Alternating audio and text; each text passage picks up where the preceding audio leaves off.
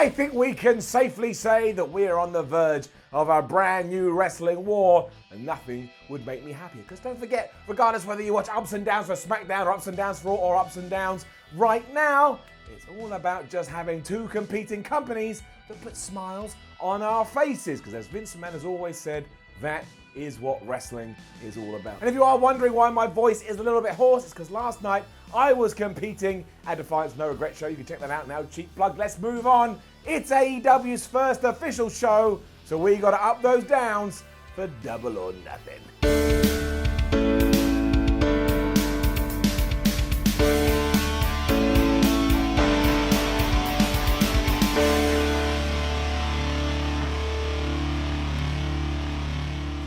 The pre-show kicked off with the Battle Royal to determine who would be the #1 contender for AEW's World Championship. And all you need to know is that Hangman Page entered. He won. That is really smart. And it's getting it up. Turn the whole Puck situation on its head, as clearly you'd imagine this was a last-minute change.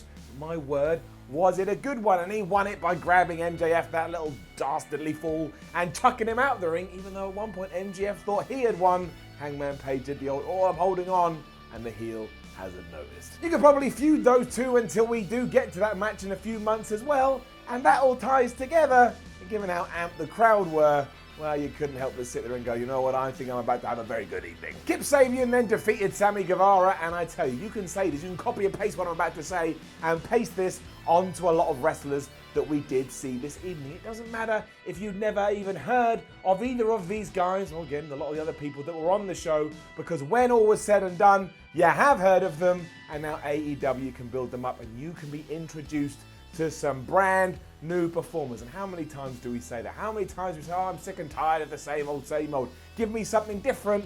Kapow, right here. It was a great match. Kip Sabian won. Kip Sabian's damn good, so Sammy Guevara, give it up. There was also some skits leading into the show properly, and I tell you this, Cody, Kenny, and the Young Bucks completely understand their demographic and completely understand the kind of references they would understand. I mean, Kenny Omega was riffing on gifs that we all know about. It tied into the whole show, a bunch of 30-year-olds that know exactly what they're going after, and I enjoyed it very much. These four also came out to greet the crowd at one point, so we will address one issue right here. Because yes, Nick Jackson said that there was 20,000 people here in Las Vegas, which Cody Rhodes said, well, no, that can't be true, because even when this place is sold out, it only holds 13,000, to which the Young Buck replied, but it's wrestling, we always round up, and yes, that is taking a shot at WWE. And that also happened later on down the line during Cody Rhodes and Dustin Rhodes, and we'll just jump to there for 1 second so I can explain it. Because during Cody Rhodes' entrance, Brandy gave him a sledgehammer.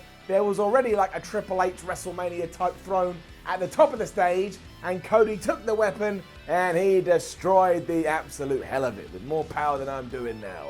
That looks like I'm hammering in a nail. Now, it is hard to diss it too much because, again, the fans there on the night absolutely loved it, but I just want to talk about it from my personal taste. The whole joking about inflating attendance figures I thought was fine, but I thought the Triple H throne thing, whatever you want to call it, was just a little bit too much. I don't need it. I don't need to be reminded of WWE around every corner. It doesn't do much for me, and I know Triple H has always fired some shots that way, but it doesn't mean you have to fire them back. It's just a little niggle, but everybody on Twitter was asking me to address it, so now I've had. And using the finger power, yes, I would point it towards the floor, and I give it a down, and therefore it has got it down. But again, pulling at straws, a tiny little finicky thing. It didn't matter though, as then the pay-per-view started properly, and it was SCU taking on the Strong Hearts. And if you've been desperate for some Western wrestling that didn't feel like WWE, well, AEW straight out of the gates gave you some Western wrestling that doesn't feel like WWE, and that's why it's getting it up. It was just ridiculous with a bunch of dudes flipping all over the place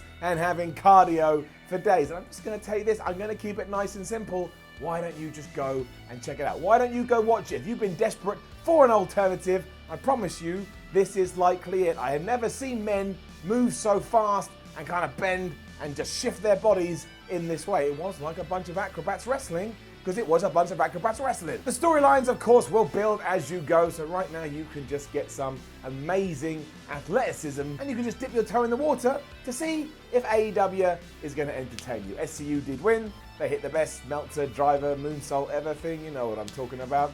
And yeah, it was a really smart way to kick off the show. I think it got everybody pumped. We got our first surprise of the evening then too, because Awesome Kong is in AEW and she was added to the Nyla Rose, Britt Baker and Kylie Ray match. Brandy came out and pretended that maybe she was going to put herself in the bout, but then said, no, I want this to be awesome.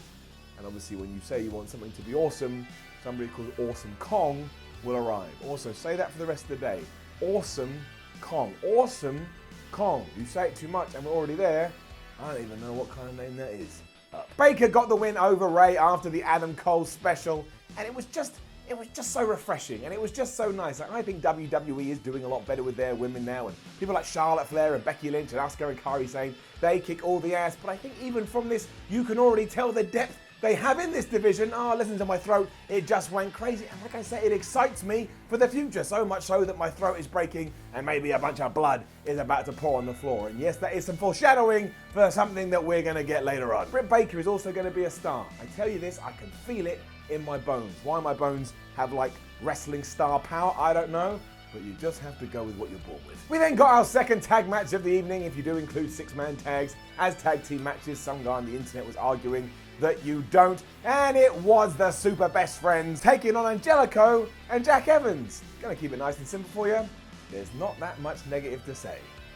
Was this the best wrestling match you're ever going to see? No, but was it placed perfectly in an escalated card that kept the fans entertained? You're damn right it did. The name above the marquee is professional wrestling, and it's quite clear that the Young Bucks and Cody and Tony Khan have told everybody, look, go out there, express yourself, be creative. We don't want every match to feel the same as the last, and they don't. That doesn't equal success, of course, but it does equal having a legitimate competitor on the scene. Beretta and Chucky won after that big stomp off the top of the ropes, but then before all was said and done, the lights went out and we got another surprise, because in the ring, once the lights came back on, were the Super Smash Bros. And I'm not talking about the cast of the Nintendo game. Now, these guys didn't get necessarily a big reaction, because I would assume the crowd, the audience, didn't know who they were, but again, that's okay. If we're introducing new characters into a brand new wrestling company, you got to start somewhere. And also, these guys with their minions absolutely kick the hell out of everybody else in the ring. So straight away we know these are bad guys and they're a force to be reckoned with. And you want to get some idea of who they are. At one point they were called, well, they weren't called the Young Bucks, but they were treated like the Young Bucks. For the Young Bucks, they're very monumental in what we know wrestling to be like today. I trust you. You will like them. Now, full transparency, full honesty, the next match, as we were just saying, was full of a bunch of wrestlers who I've known from afar, but I need my phone to read off their names because they ain't in my head yet, and you have no idea how much that excites me. I like being challenged, I like being introduced to new things. So it was Hikaru Shida, Ryo, and Ryu Mizunumi defeating Aja Kong, and I know Aja Kong, she's brilliant, as we'll talk about in 1 second, Yuka Sasaki, and M. Sakura. And again, you're all like, who? But go and watch the match. If you want them to win you over, they absolutely will. It was just crazy. Remember, you don't need to know every single professional wrestler to be a professional wrestling fan unless you're that one guy on Reddit that likes to act they know everyone, even though clearly they don't. If they did, it means they spend all their time watching wrestling, which would be great, but we can't do it, and they'd probably be dead because they forgot to eat. Just enjoy the product how you want to enjoy the product. And sure, if you want to be super critical, and some people have asked me to be super critical, you could say, maybe this went a bit too long, and it wasn't the best match we've seen so far. But that is the equivalent of going, I didn't really like my really delicious dessert because my pizza for my main course was better than that. That's not how a 3-course meal works. You usually enjoy both. Shida hit the win after smashing out the Shining Wizard, and the whole time they just beat the absolute out of each other. And yes, that was me bleeping myself. And I know, the timekeeper screwed up and he or she rang the bell too early, but I'm not going to worry about that kind of stuff. Everybody makes mistakes. We're humans. We got past it. It didn't take away from this slugfest now, did it? Kong's backdrop driver near full spot 2 was absolutely brilliant. That made me pop off my seat like some kind of flying bird. And again, there's money in that woman. She absolutely excellent. And that brought us to Cody versus Dustin. And this is everything I wanted. This is everything that I needed. This is everything that I hoped it would be. It was emotional, it was brutal, it had ups, it had downs, it sent you on a little journey, there was an adventure, there was no holding back. It's what a lot of people have been saying have been missing in pro wrestling for a while, or at least from a mature, old school wrestling point of view. And because of that, because I am old and I'm getting closer to my own death, it doesn't just get it up, it gets the gold up. The real story here is how both went out of their way to kind of underline what AEW is going to be, because like I say, it had a much more adult feel to it. At one point, Brandy Rhodes got ejected from the arena because she kept attacking Goldust or doing dubious things, and she was taken out there by DDP. Cody Rhodes, he didn't hold up at all. He bloodied his brother, maybe a little bit too much. I mean, his head was pouring, a bit like you remember the Eddie Guerrero match back in the day against JBL, or Brock versus Taker, and everyone was like, that may be a little bit too much of the Chrism stuff, but we got it. But you can't say you didn't buy into the match, because again, if you have been a long-term WWE fan, you haven't seen this in ages. And to see it in such a grotesque manner, especially with the look of kind of shock by Cody, but also having that killer instinct, what a wild ride this was. We had some Stardust teases and the two reversing each other's move onto each other, but it was the crowd that made this the classic it was. They cheered and they booed and they felt as hard as they could, especially when Cody hit the crossroads to get the win over his brother. And given that Dustin Rhodes, Goldust, whatever you want to call him, is 50 years old, my word, is that man underrated. At one point, Cody even punched him right in the dick. I'll be damned if anyone was a loser here though, because they absolutely weren't, and by the end, Dustin just looked like a tomato. His face was covered in so much blood. And sure, we can take some shots at the storytelling, because afterwards they did hug, and Cody said, you're not allowed to retire. I need you to be my tag team partner against the Young Bucks at the next AEW event. Like, if my brother had just sliced me open that deep, I'd be like, dude, I ain't talking to you for a while, but I don't care, because it meant something. It hit home, and that's all really what wrestling has to do. I know I've said it about other matches, but you would have got here. If you ain't gonna watch anything else, fine, take it, throw it over there. Doesn't exist. This is the bad place. The good place is here. Go watch Cody Rhodes versus Dustin Rhodes, that's Rhodes, that's Goldust.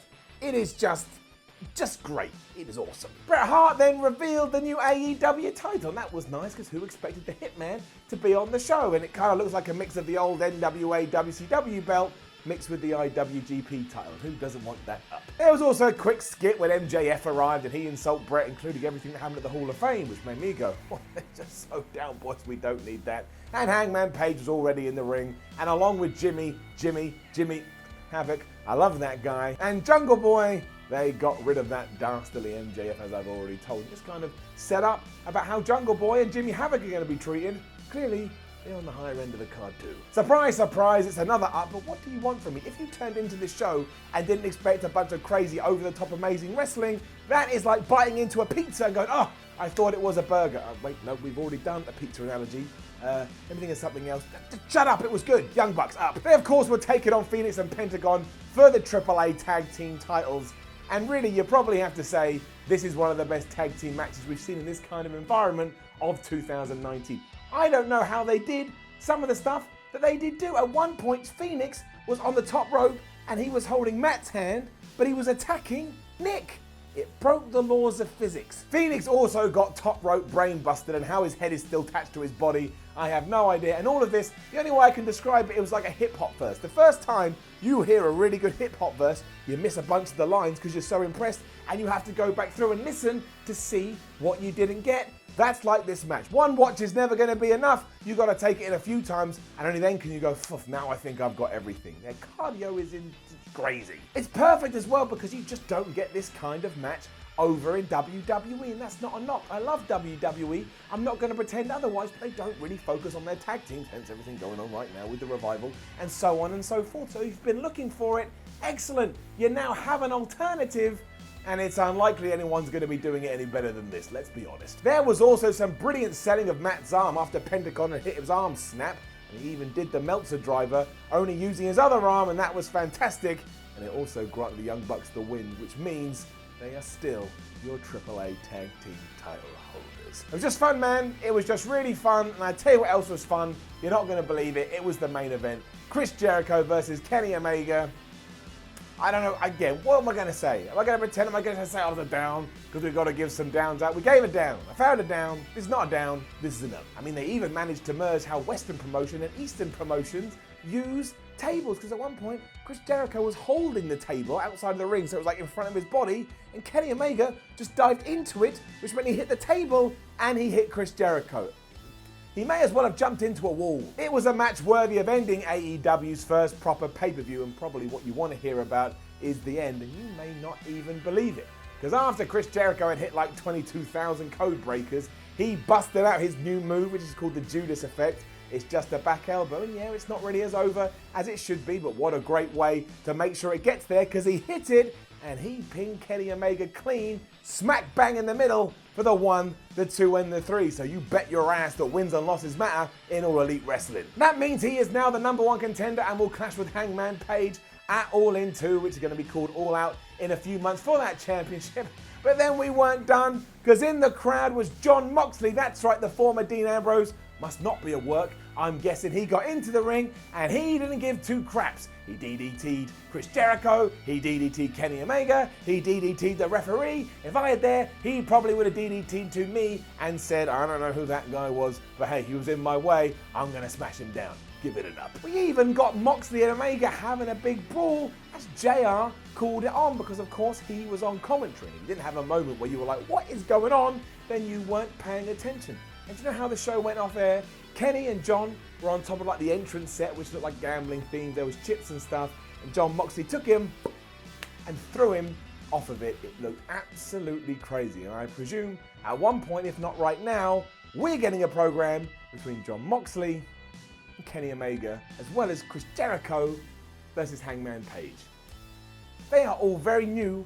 They are all very fresh. And the last time I checked, that's what everybody has been asking for. And that was that. And sure, there were some production issues. The commentary wasn't the best in the world, but they'll find their feet, they'll find their chemistry. It's the first time they've ever done it. And much like that, the cameraman didn't grab some of the shots we probably would have expected, but we're gonna give AEW a break. They've never put on a pay-per-view like this before. And all things considered, I feel like they smashed it out of the park. Let's give Double or Nothing an overall up, and hopefully you, like me, are very excited about what's next. And I hope that everybody smashes it. I hope that WWE smashes it, I hope that Impact smashes it, I hope that AEW smashes it, MLW, everyone. Come down here into this wrestling house and smash it up good. Now, don't forget to leave a comment below and let us know what you think about all of this. And I know it's just going to be WWE versus AEW, but again, as long as you're having a good time, I don't care. Like, share, and subscribe. Head over to WhatCulture.com. There's a lot of articles about all of this. Follow WhatCulture on Twitter, WhatCulture WWE. There's even more there. And there's loads of AEW Double or Nothing videos on this YouTube channel right now. My name is Simon from WhatCulture. Thank you very much for watching again. I apologize for my tired face and sore, worn out voice, but I was being a wrestler over this weekend, and boy howdy, isn't it the greatest thing ever? Yes, it is, especially when you get to come home and watch a brand new product to boot. I love all this stuff. I love you, and I will see ya when I see you, and when I do, it'll be damn soon.